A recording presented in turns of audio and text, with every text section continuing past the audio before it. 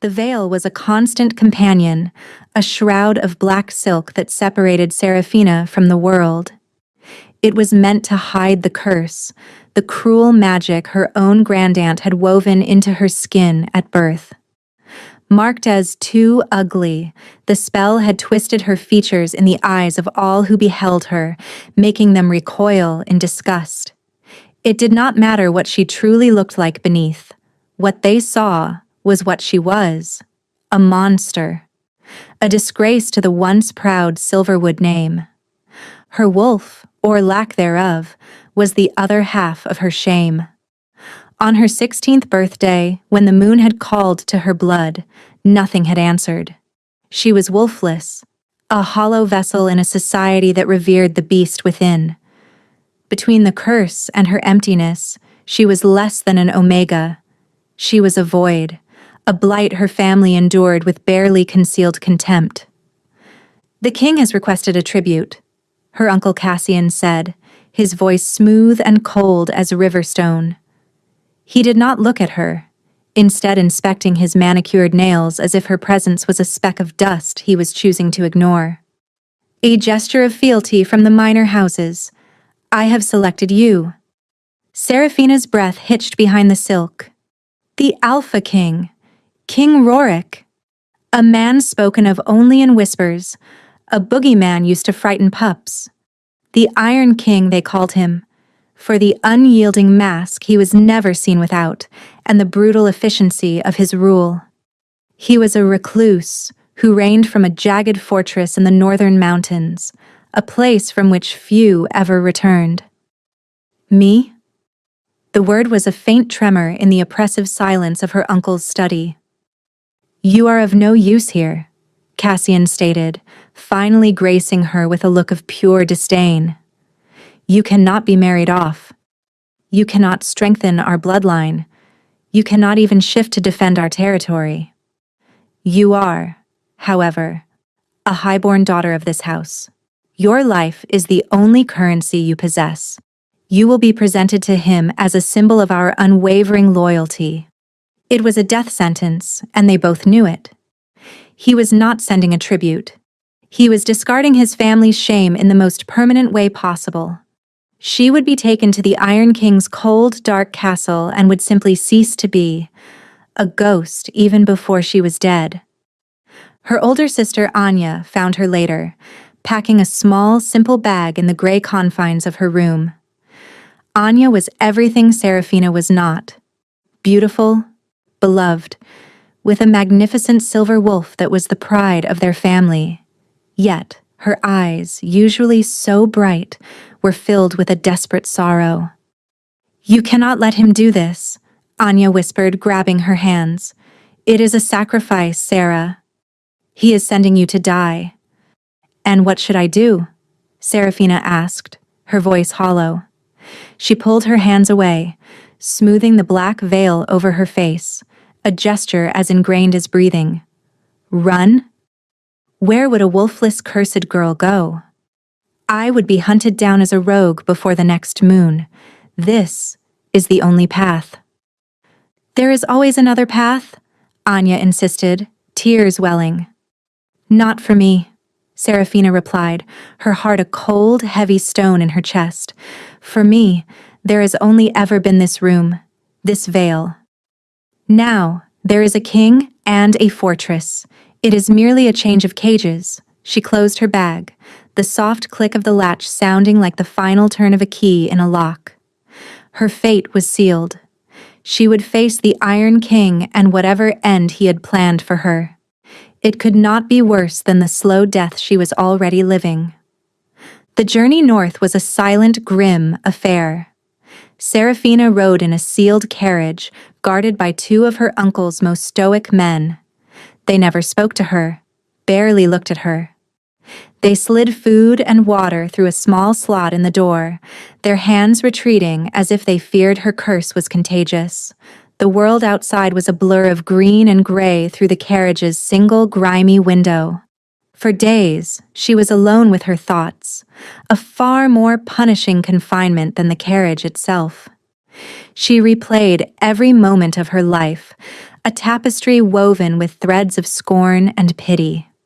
She remembered the other children who would run from her, the whispers of the adults, the way her own father could barely meet her veiled face.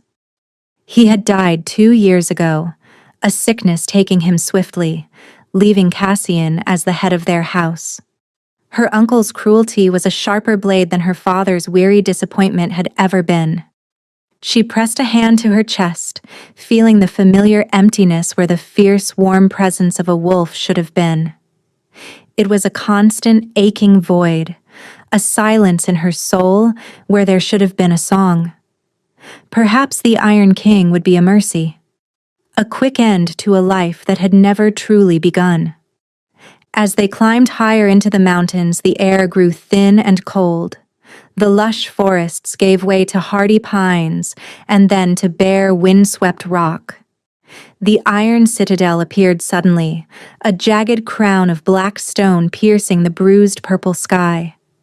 It was not built so much as it was clawed from the mountainside, a fortress of sharp angles and shadow, looking as though it had been forged in defiance of the gods themselves. Fear, a cold and primal thing, finally broke through her resignation. This was the lair of a beast, not the court of a king. The stories about him, of his rages, his silence, his impenetrable mask, felt chillingly real in the shadow of his home. The carriage rattled across a drawbridge spanning a chasm so deep she could not see the bottom. The gates groaned open, and they entered a courtyard that was stark and empty, save for a lone figure waiting for them. Her guards pulled her from the carriage, their grip unnecessarily tight on her arms. The man who awaited them was tall and broad, with a severe face and eyes the color of a winter sky.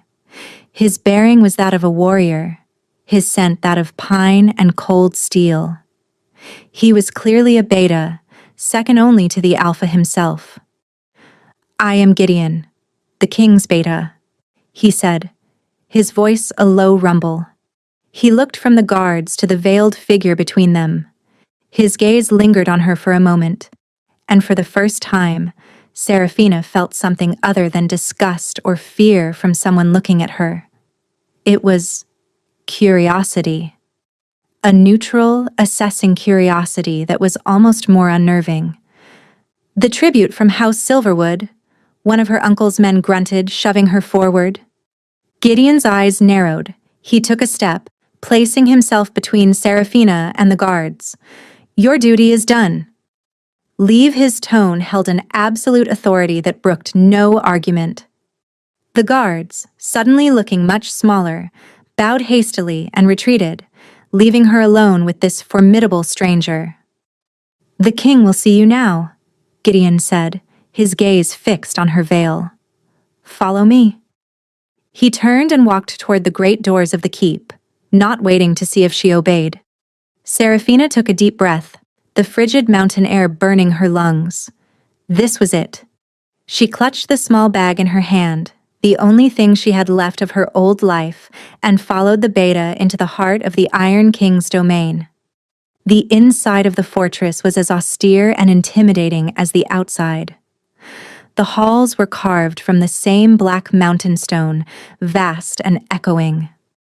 Torches guttered in iron sconces, casting long, dancing shadows that seemed to writhe and twist in the corners of her vision. There were no tapestries, no paintings, no signs of life or comfort. It was a monument to power and isolation. Gideon led her through a labyrinth of corridors, his heavy boots the only sound besides the frantic beating of her own heart.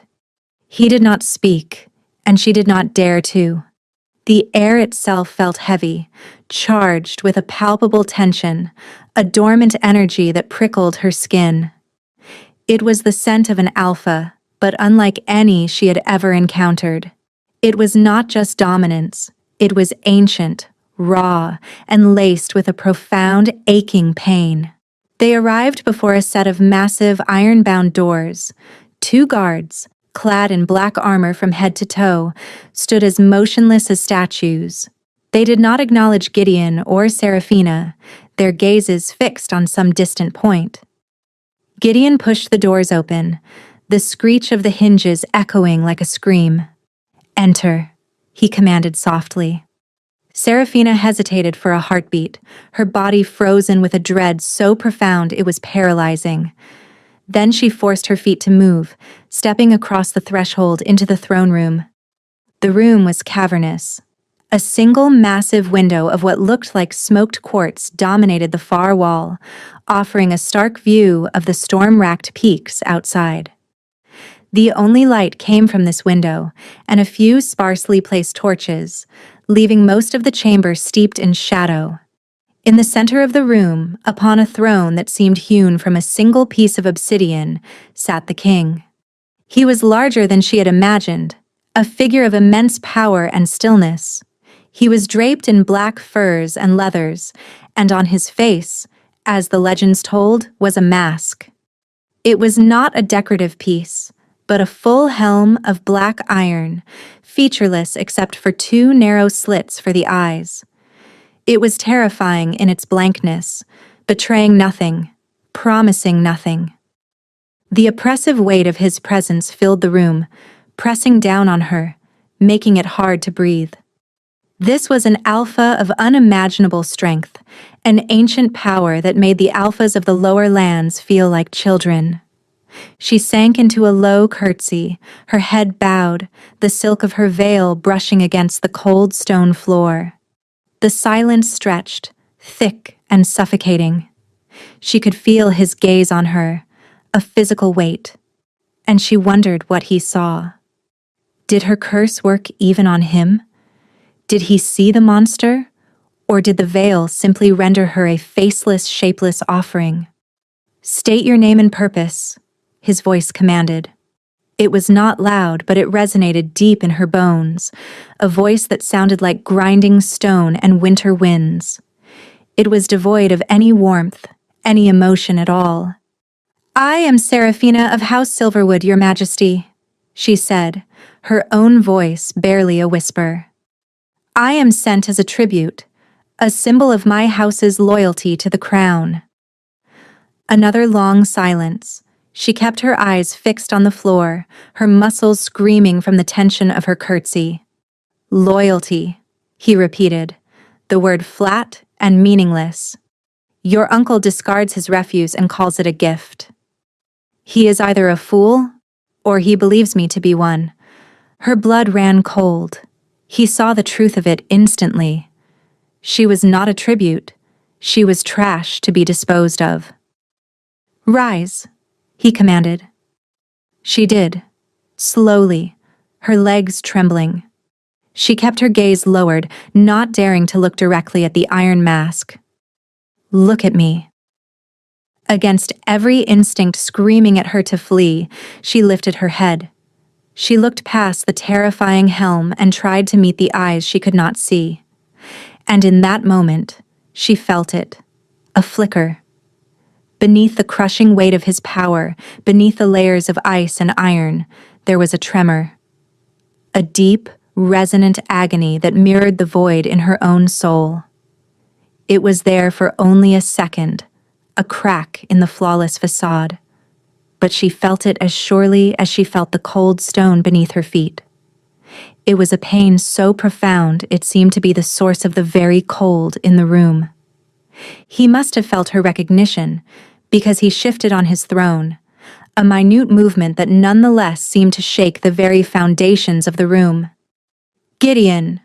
The king's voice was sharp, cutting through the strange connection. "Take it to the East Tower. See that it is fed. It will remain there. It." He called her it. The fleeting moment of connection vanished, replaced by the familiar sting of dehumanization. Gideon bowed. "Yes, my king." He gestured for her to follow, and she turned away from the throne, her heart a tangled knot of fear and a bewildering, impossible spark of something else, something she did not dare to name. The East Tower was as cold and Spartan as the rest of the fortress, but it was clean. Her room contained a simple bed, a small table with a chair, and a narrow window overlooking the sheer drop of the mountainside. The door was made of heavy oak with a solid iron lock. Gideon had left her with a tray of bread, cheese, and water before securing the door from the outside. The final, definitive click of the lock echoed the sound of her uncle's study. A change of cages, indeed. She sank onto the hard mattress, the exhaustion of the journey and the terror of the audience with the king crashing down on her at once. He knew. He knew she was nothing, a piece of trash her uncle had gift-wrapped. Why was she still alive? Why not simply have her thrown from the battlements? Keeping her here made no sense, unless her life was to be a slower, more cruel form of death. Days bled into one another in a gray, monotonous stream. Once a day, a silent servant would unlock the door, leave a tray of food, and lock it again. Seraphina saw no one else. She spoke to no one. The silence was a living thing, broken only by the mournful howl of the wind whipping around the tower. She spent her time staring out the window at the endless, jagged horizon of snow-capped peaks. There was a stark, lonely beauty to it that resonated with the desolation in her own spirit. She felt as barren and isolated as the landscape before her. To combat the crushing solitude, she began to whisper to herself. At first, it was just fragments of thoughts, memories of her mother, who had died when she was young. Then, she began to recall the stories her mother used to tell her. Tales of ancient magic, of the first wolves who sang the world into being, of moon goddesses and star-crossed lovers. One night, when the loneliness was a physical ache in her chest, she found herself humming a lullaby. It was a simple, sad tune her mother had sung to her, a melody of comfort and love.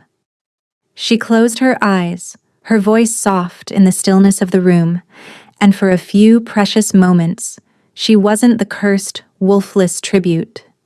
She was just a girl, missing her mother. She hummed the tune until her throat was dry, the simple act a small rebellion against the despair that threatened to consume her.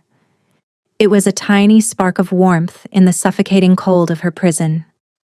When she finally fell silent, the sound of the wind seemed less menacing, the shadows in the corners of the room less deep. She did not know it, but the soft, sorrowful notes of her song had drifted from her window, carried by the wind down the stone walls of the tower and through the open casement of a study far below. Rorik stood before the massive quartz window in his study, his hands clenched into fists at his sides. The nightly agony was beginning, a familiar serpent of fire coiling in his gut and clawing its way up his spine. His curse, the price his bloodline had paid for an ancient betrayal, was a living beast within him. Every night it fought for control, a creature of pure shadow and rage that sought to break free and devour everything in its path. He fought it as he always did, with sheer, unyielding will. His entire life had been a battle waged in the confines of his own body and soul. The iron mask was not just to hide the scars the curse had carved into his face, but to help contain the monster, to give his will a physical anchor. The cold, hard iron was a constant reminder of the cage he had to be. The pain intensified, a roaring inferno behind his eyes. The shadows in the room deepened, stretching toward him, whispering promises of power and release if he would just let go. His knuckles were white, his jaw clamped so tightly he thought his teeth would shatter. He could feel the transformation beginning, dark energy crackling over his skin, the beast pressing against the bars of his will. And then, he heard it. Faint, carried on the wind, a sound so unexpected it momentarily broke his concentration. It was a melody, a soft human sound in a fortress that was all but devoid of them. It was a woman's voice, humming a tune that was heartbreakingly gentle. As the notes reached him, something impossible happened. The fire in his veins did not vanish, but it ceased its roaring advance. The coiling serpent of pain relaxed its grip, its violent thrashing subsiding to a low, sullen pulse. The shadows receded. For the first time in his adult life, the nightly assault of his curse was quieted. Not defeated, but soothed. He moved to the window, his movements stiff, and looked up toward the east tower. The tribute. The broken thing from House Silverwood. The sound was coming from her cell. What was this? Some new kind of magic? A trick? He listened, his head tilted as the humming continued. There was no malice in it, no artifice. It was pure, unadulterated sorrow and a strange, resilient tenderness. It was the sound of a soul comforting itself. The beast within him, which had never responded to anything but violence and suppression, grew still, listening. The humming faded, and the familiar throb of his curse returned, though muted, its sharpest edges blunted. Rorik stood in the sudden silence, his mind reeling. For years he had endured this torment alone, believing there was no respite. He had accepted a life of eternal, isolated warfare. But that sound, it had been a moment of peace, a drop of cool water on a centuries-old burn. He did not understand it, he did not trust it, but he could not ignore it. A dangerous, unfamiliar curiosity took root in the barren ground of his soul. He needed to know more. He needed to hear that sound again. The sharp clang of the lock being thrown startled Serafina from a light, uneasy sleep. She sat up, her heart pounding, as the heavy door to her room swung inward. Gideon stood silhouetted in the doorway, his large frame filling the space. "The king requires your presence," he said, his voice low and devoid of explanation. Terror seized her. This was it. The king had tired of his game and had sent his beta to escort her to her execution. She rose on trembling legs, her hands automatically going to her veil, ensuring it was in place. She followed Gideon out of the tower and through the silent, shadowy halls, her mind a maelstrom of fear. He did not lead her back to the throne room. Instead, he took her to a different wing of the castle, to a door that led into what was clearly the king's private domain. He led her into a vast library, its walls lined from floor to ceiling with ancient leather-bound books. A fire crackled in a hearth large enough to stand in, casting a warm, flickering light over the room. And there, standing in the center of the room before the fire, was the king. He was not wearing his heavy furs, but simple black breeches and a tunic. He was not wearing his mask. His back was to her, but as she entered, he turned. Serafina's breath caught in her throat, and she instinctively flinched, her eyes squeezed shut. She waited for the revulsion, for the gasp of horror that her curse always elicited. But there was none. She dared to open her eyes. He was wearing the iron helm. Her relief was so profound it almost buckled her knees. Gideon gave her a gentle nudge forward and then retreated, closing the doors behind him, leaving her alone with the Alpha King. Rorik was not looking at her veil. He was looking at her as if he could see right through it. His posture was rigid, his hands clenched at his sides. She could feel waves of tightly controlled agony radiating from him. The strange tremor she had sensed in the throne room was now a violent, barely contained earthquake. "You!" he ground out, the word rough and strained. "The sound you made earlier. From your tower." She stared, confused. The sound? "Do not play games with me," he snarled, taking a step closer. The air crackled around him. It was a song. A humming. What was it? It was just a lullaby, Your Majesty. She stammered, taking an involuntary step back. "Something my mother used to sing to me." He stopped, his head tilted. "A lullaby," he repeated, the words sounding foreign and strange in his harsh voice. He gestured to a simple wooden stool near the hearth. "Sit, and make that sound again." It was a command, not a request. Terrified and confused, Serafina did as she was told, perching on the edge of the stool.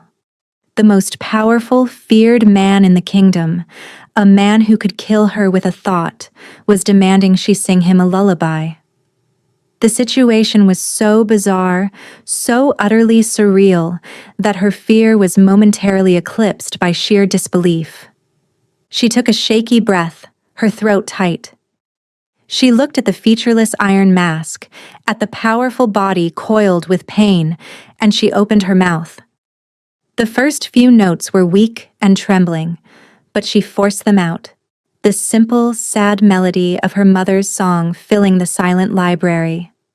As the first notes of the lullaby left her lips, Serafina watched the king with frightened eyes. The change in him was immediate and profound. The rigid tension in his shoulders eased, the fists at his side slowly unclenching. The palpable aura of pain that had filled the room receded, like a tide pulling away from the shore. He stood perfectly still, his masked face aimed toward her, and simply listened. Emboldened by his stillness, her voice grew stronger, more confident. The melody flowed through her, a current of sorrow and comfort that she had used to soothe her own heart for years. Now it was soothing the most terrifying man she had ever met. The beast she had sensed within him seemed to quiet, lulled by the simple tune. When the lullaby ended, the silence that followed was different. It was not the oppressive, heavy silence of the throne room, but a calm, peaceful quiet.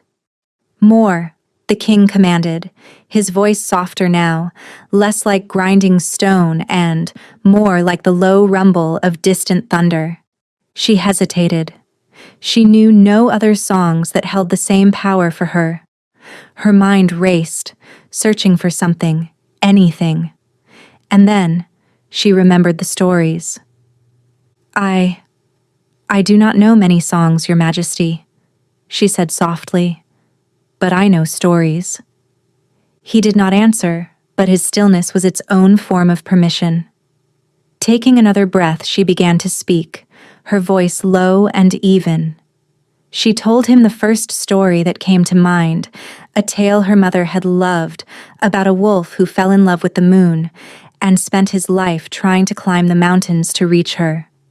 She lost track of time as she spoke, weaving words into images, creating a world of magic and longing within the stone walls of the library.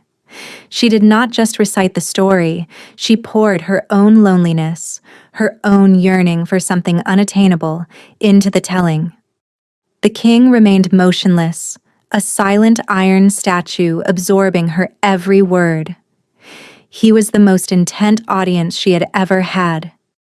She spoke until her voice grew hoarse, the fire burning down to glowing embers. When she finally fell silent, exhausted, the king let out a long, slow breath. It was the most human sound she had ever heard him make. "That is enough," he said. He turned and walked to a table, pouring a cup of water from a pitcher. He brought it to her. His hand, when he offered her the cup, was steady. The violent tremor was gone. She took it, her fingers brushing his. A jolt, like lightning, shot up her arm. It was startlingly warm, a shock of heat against her cold skin. He must have felt it too, because he withdrew his hand as if burned. "You will be brought here every night," he stated, his voice once again cool and distant, the brief moment of connection severed. "You will do this again. You will not speak of it to anyone, do you understand?" "Yes, Your Majesty," she whispered, her heart hammering from that fleeting touch. Gideon appeared at the door as if summoned by an unspoken command. He escorted her back to her tower room. As the lock clicked shut behind her, Serafina leaned against the cold door, her body trembling. She did not understand what had just happened. She had been summoned not for execution, but for storytelling. She had calmed the monster, and in his presence, For the first time, she had felt something other than fear. She had felt a strange, inexplicable pull toward the tormented man behind the iron mask. Their nightly ritual began. Every evening, just as the last light faded from the sky, Gideon would come for her. He would lead her to the library, where the king would be waiting. Seraphina would sit on the stool by the fire, and she would talk. She told him every story she could remember, tales of brave warriors, clever witches, and forgotten gods. When her memory failed her, she began to invent new ones, weaving them from the threads of her own imagination. Rorik never removed his mask. He rarely spoke, other than to command her to begin or to dismiss her when she was done.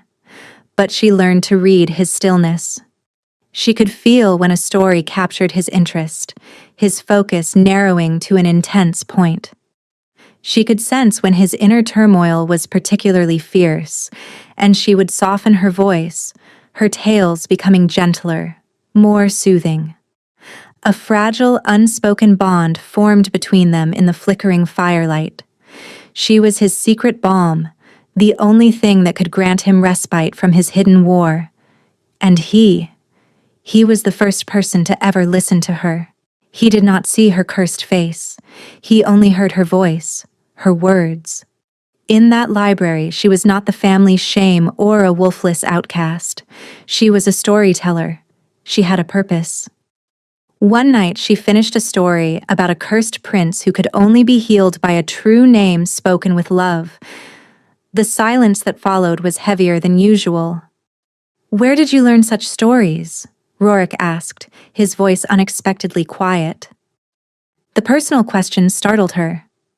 "My mother," she replied softly. "She told them to me. She said that stories were magic, that they could build bridges between lonely souls." He was silent for a long moment. She was wise. Another night, she faltered mid-sentence, her throat dry and her mind blank from exhaustion. "I am sorry, Your Majesty," she whispered, her head bowed in shame.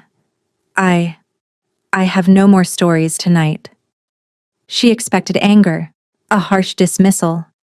Instead, he rose from his chair and walked to one of the towering bookshelves. He pulled down a heavy leather-bound volume and placed it in her lap. "Then read," he said. She stared at the book. It was a collection of ancient pack legends, many of which she had never heard. She looked up at his masked face, bewildered. He wanted her to read to him? With trembling fingers, she opened the book. Her voice, hesitant at first, grew steady as she read the epic tales of the first alphas. She was no longer just his cure. She was his companion in the long, dark hours of the night. He began to leave different books for her, sharing with her the silent paper and ink world that had been his only solace for so long. Through the stories they shared, she caught glimpses of the man behind the mask, a man with a sharp intellect, a deep-seated loneliness, and a surprising appreciation for poetry. The terrifying Iron King was slowly, carefully, revealing fragments of Rorik. And Seraphina, against all reason, found herself drawn to those broken pieces. Weeks turned into a month, then 2. The routine of Seraphina's life was now anchored by her nights in the library.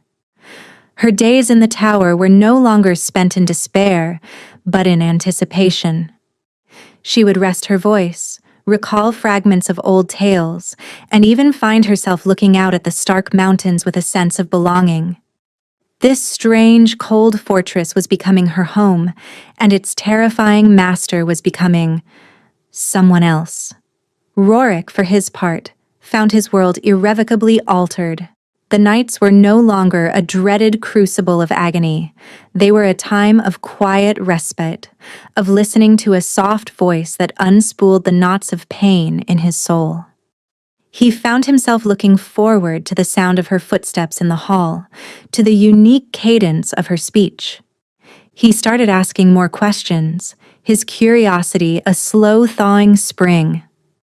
"Your house is Silverwood," he said one evening, interrupting her reading. "They are known for their formidable warriors.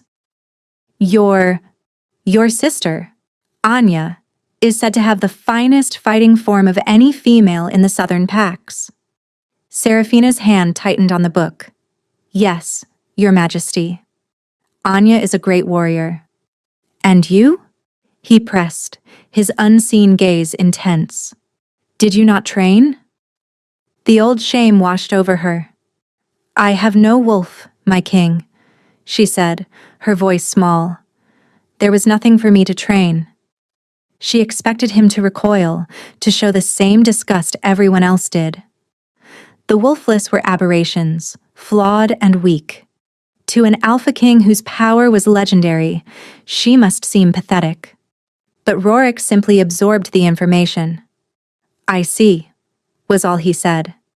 But his tone held no judgment, only a quiet thoughtfulness. He did not see weakness. He saw an explanation. He saw a piece of her story. He began to see her value where no one else ever had. Her mind was sharp, her memory for the old lore astonishing. She saw connections in the ancient texts that his own scholars had missed. She was not a warrior, but she possessed a different kind of strength, a resilience forged in a lifetime of pain, an empathy born of isolation. He started to realize that the voice that soothed his curse was not a mere magical anomaly. It was an extension of the person wielding it. The realization of the mate bond, when it came, was not a lightning strike, but a slow, dawning sunrise. He had been drawn to her from the moment she stood in his throne room, when he had felt her impossibly see the pain he kept so carefully hidden. Her voice had soothed his beast, but it was her courage, her quiet grace, her resilient spirit, that was beginning to soothe him. The thought was both terrifying and exhilarating. His fated mate was a wolfless, cursed woman sent to him as garbage. The irony was so bitter it was almost humorous. For Serafina, the feelings were just as confusing. The fear she held for him had long since melted away, replaced by a deep, aching compassion. She yearned to know the source of his pain, to see the face behind the mask. The electrical charge when they accidentally touched was becoming a familiar, addictive hum. Her heart, which she had thought barren and cold, was slowly, painfully coming back to life, and it was beating for the Iron King. The first sign of trouble from the outside world arrived with a guarded courier from the south, a letter for Serafina. Gideon brought it to her tower room, his expression unreadable. "From your sister," he said, handing her the sealed parchment. Serafina's heart leaped with a painful mix of hope and dread. She broke the seal, her hands trembling. The letter was in Anya's elegant script, full of worried questions about her health and well-being. It spoke of their uncle's growing influence, of his speeches about unity and strength, and how he often mentioned the generous tribute he had made to the king. But something felt wrong. Anya's words were stilted, formal, lacking the warmth and desperation of their last conversation. It read like a letter written under duress. A chill went down her spine. Cassian was not a man to leave loose ends. He had sent her here to disappear. The fact that she was still alive, that a line of communication had been opened, must be galling to him. This letter was not a comfort. It was a warning shot. Her fears were confirmed 2 days later.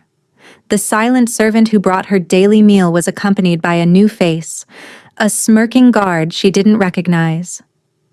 "A gift, my lady," the guard said, his tone dripping with false deference. He placed a small, ornate bottle of deep red wine on her tray. "From your uncle, Lord Cassian. A taste of home, to comfort you in this cold place." Serafina stared at the bottle. It was a vintage from their family's own vineyards, her father's favorite.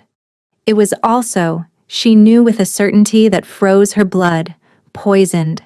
This was Cassian's solution, A quiet, untraceable death that could be blamed on a weak constitution or a sorrowful heart. She wanted to scream, to throw the bottle against the wall. But what good would it do? Who would believe her? The cursed tribute over a respected lord. Her life was as fragile as the glass in her hand. That night, in the library, she could not focus. Her voice shook as she tried to read, her hands trembling so badly she could barely hold the book. Rorik was silent for a long time, watching her. "What is it?" he finally asked, his voice cutting through her panicked thoughts. She flinched. "Nothing, my king. I am merely tired."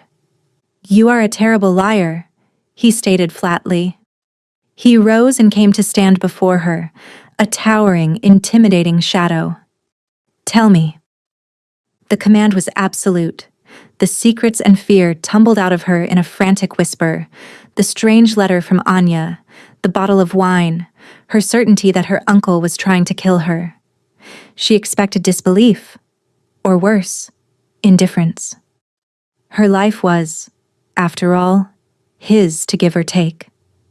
Instead, she felt a wave of cold, murderous rage emanate from him. It was a terrifying force, completely different from the hot, chaotic pain of his curse. This was the fury of the Alpha King, focused and lethal. "Gideon!" he roared, and the doors flew open instantly, the beta already there, his hand on his sword. "Bring me the wine from her room," Rorik commanded, "and find the guard who delivered it." His voice was colder than the mountain peaks outside. "He will tell me everything." Gideon returned in minutes, carrying the ornate wine bottle. Rorik took it, his gloved fingers tracing the seal of House Silverwood. He uncorked it with a sharp tug. He did not need to be a master of poisons to smell the faint, bitter almond scent of wolfsbane concentrate, a poison lethal to their kind, wolfless or not. "He sought to poison you in my own home," Rorik said, his voice a low, deadly growl. "An act of war against the crown." He looked at Seraphina, who was pale and trembling on her stool.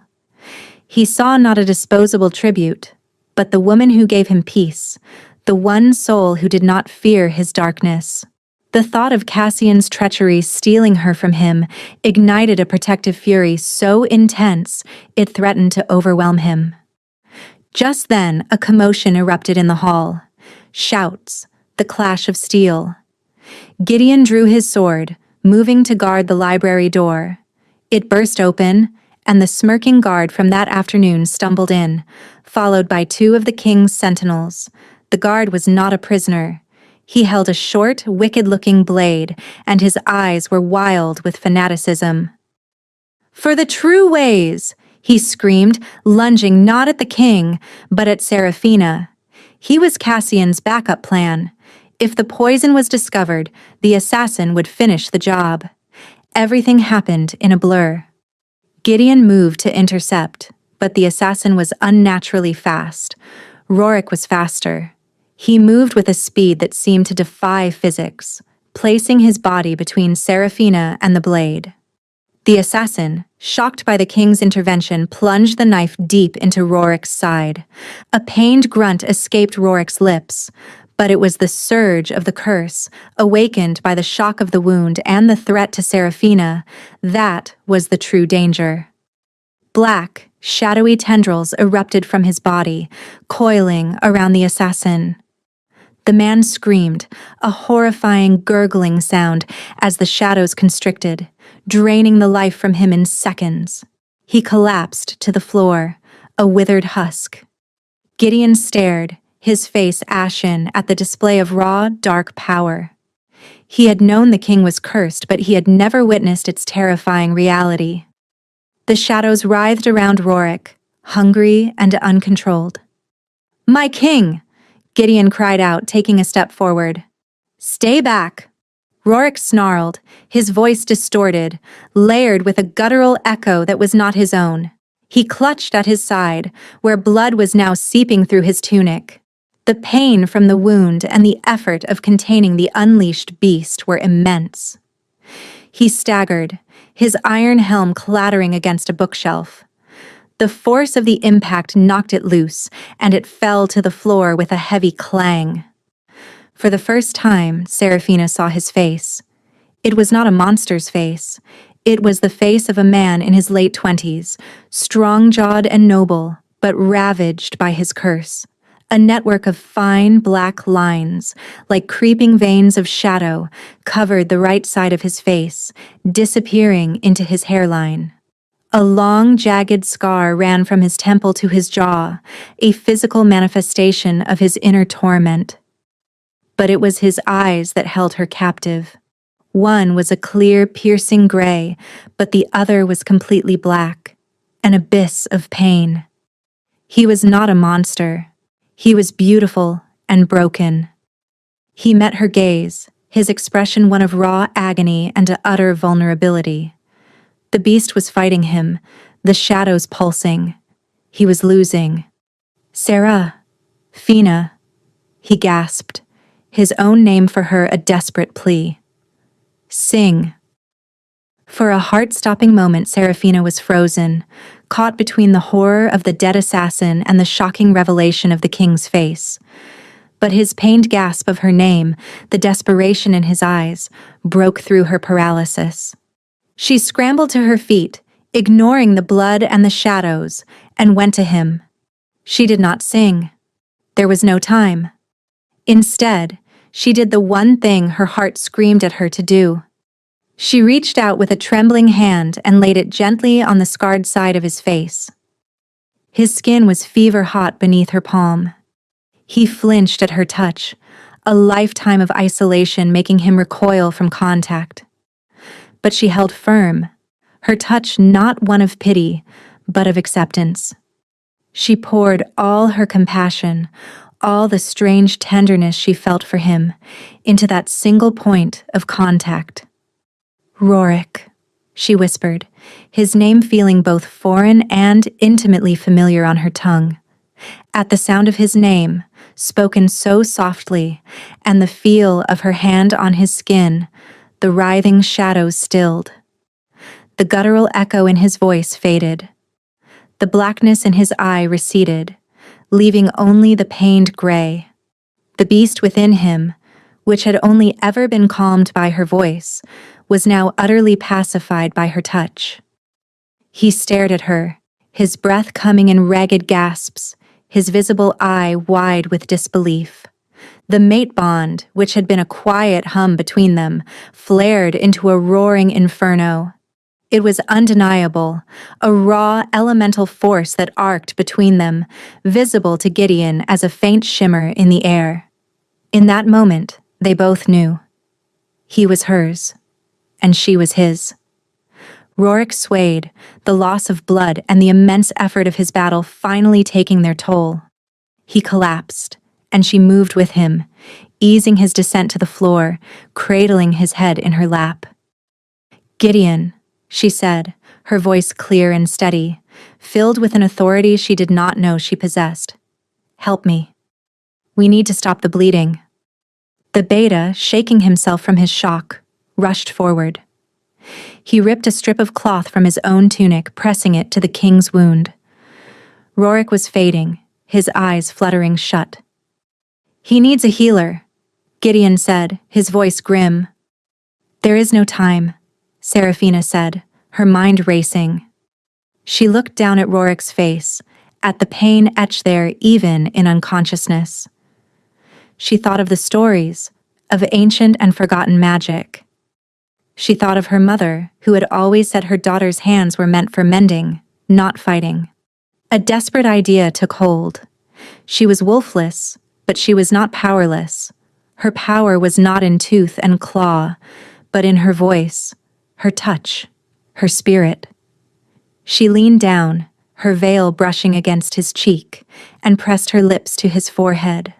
She closed her eyes and focused all of her will, all of her burgeoning love for this broken king, into a single, silent plea, pouring her own life energy into him.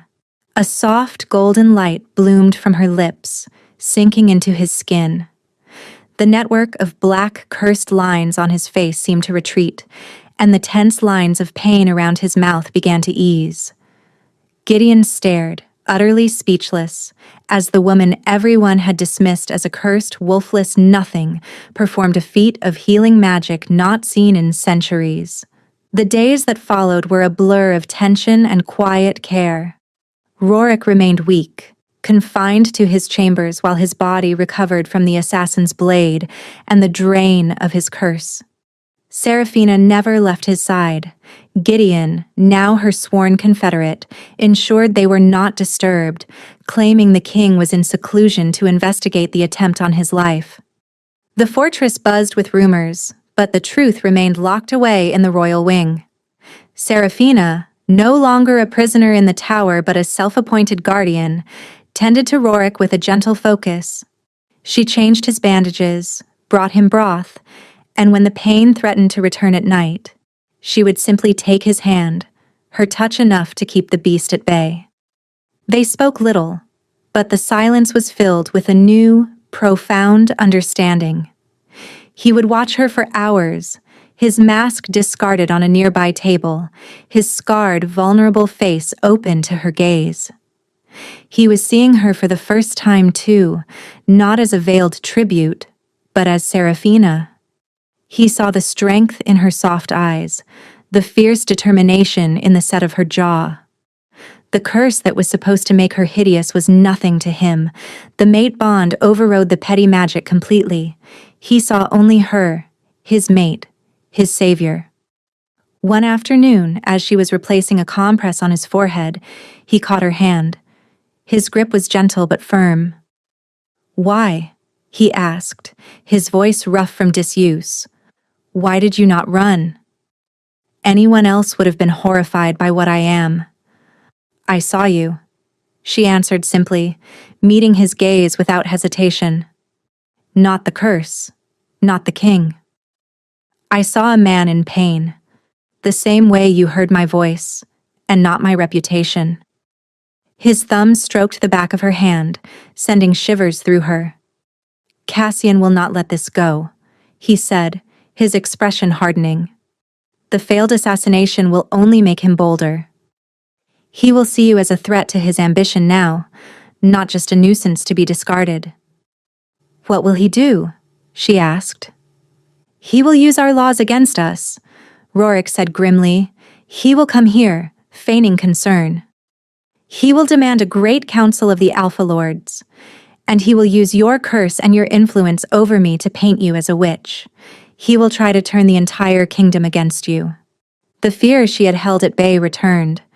It was one thing to face an assassin in the dark, another to face the judgment of the entire werewolf nobility. "Let him come," she said, a surprising steel in her voice. She looked at the man holding her hand, the king who had shown her his deepest vulnerability, the mate her soul recognized. She was no longer the frightened, shamed girl who had arrived at this fortress. "We will face him together." As if on cue, Gideon entered the room, his face grave. "My king. A rider has arrived from the south. Lord Cassian has invoked the ancient right of council. He and the other alphas will be here within the week."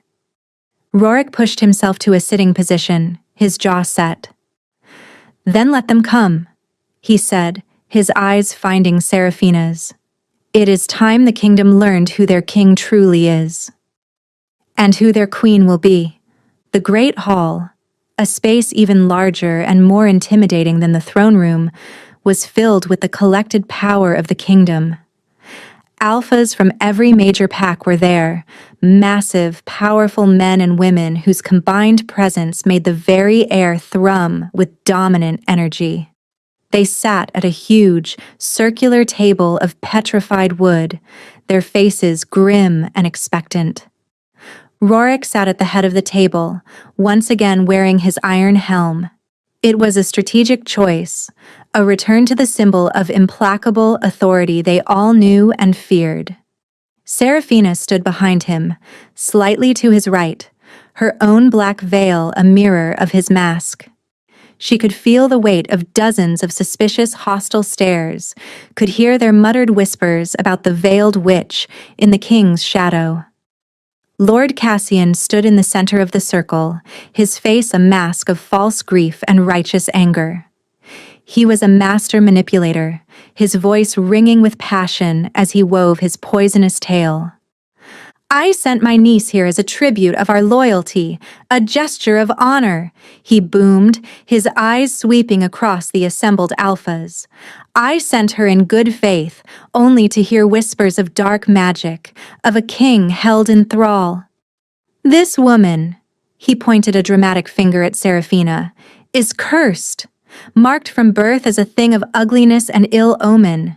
She is wolfless, a hollow shell.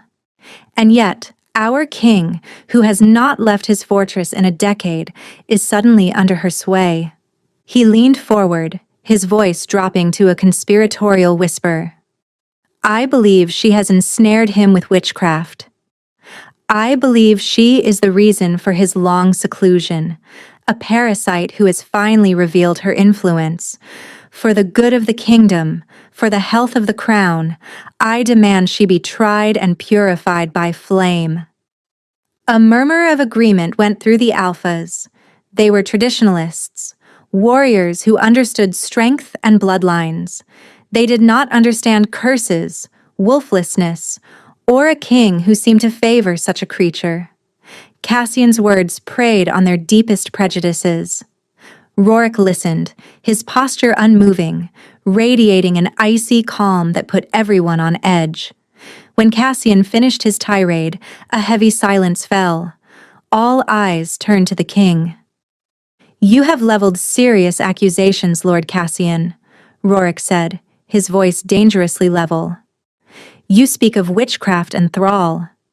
You claim this woman, my tribute, is a threat to the kingdom." "I do," Cassian declared boldly. "Show us her face. Let us see the cursed visage she hides. It will be all the proof we need." The stress in the room was immense, a physical pressure. The combined hostility directed at Seraphina was a palpable force. Rorik could feel it. And worse, he could feel the beast within him stirring in response to the threat against its mate. The black veins on his hands, hidden beneath his gloves, began to pulse. The pain was returning, fed by the anger and fear in the room. He fought to keep his voice steady. "Her face is of no concern to this council," he stated. "Then you are a fool, or you are already lost to her magic." An old, grizzled alpha from the Stonefall pack snarled, slamming his fist on the table. The challenge, the direct insult, was the final straw.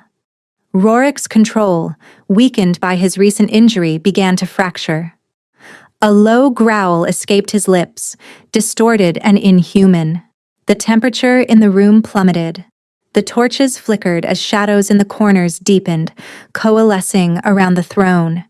The alphas recoiled, their instincts screaming at the presence of an unnatural predator.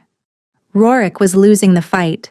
As the shadows writhed around the throne and Rorik's inhuman growl echoed in the hall, panic began to ripple through the assembled alphas. Cassian's face, however, was alight with triumph. This was what he had wanted. To provoke the king, to force him to reveal the monstrousness he hid, proving his accusations true.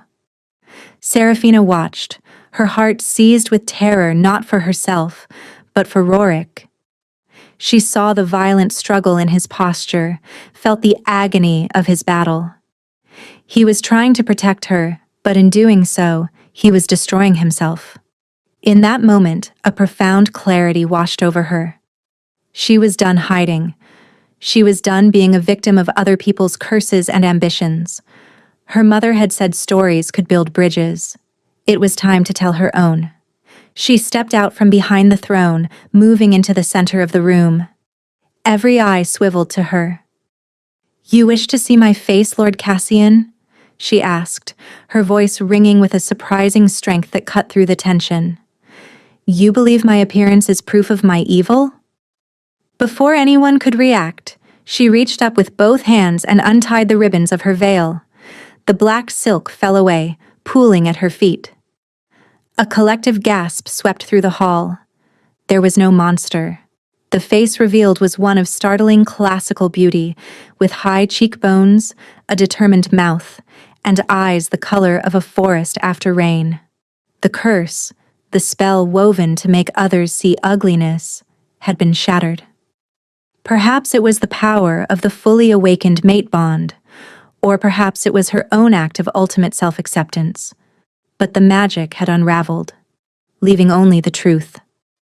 Cassian stared, his jaw slack with shock and fury. His primary piece of evidence had just evaporated. But Seraphina was not finished. She looked toward Rorik, who was still fighting his inner battle, his head bowed. She knew her touch could calm him, but she needed to do more. She needed to heal the sickness in this room. She took a deep breath and began to sing. It was not a lullaby this time, or a simple tune. It was an ancient song of truth, a melody pulled from the very core of her soul. Her voice, clear and powerful, filled the great hall. It was a sound of pure, unblemished magic. It washed over the angry, fearful alphas, soothing their aggressive instincts, clearing the fog of prejudice from their minds. Then her song shifted, focusing its power on two individuals. It wrapped around Rorik, a golden wave of light and love, pushing back the shadows, calming the raging beast, and lending him her strength. He raised his head, the inhuman growl fading, the oppressive cold receding. Finally, her voice turned on Cassian. The song did not soothe him. Instead, it acted like a pure, clear light shone upon something rotten. It illuminated the darkness within him, stripping away his handsome facade.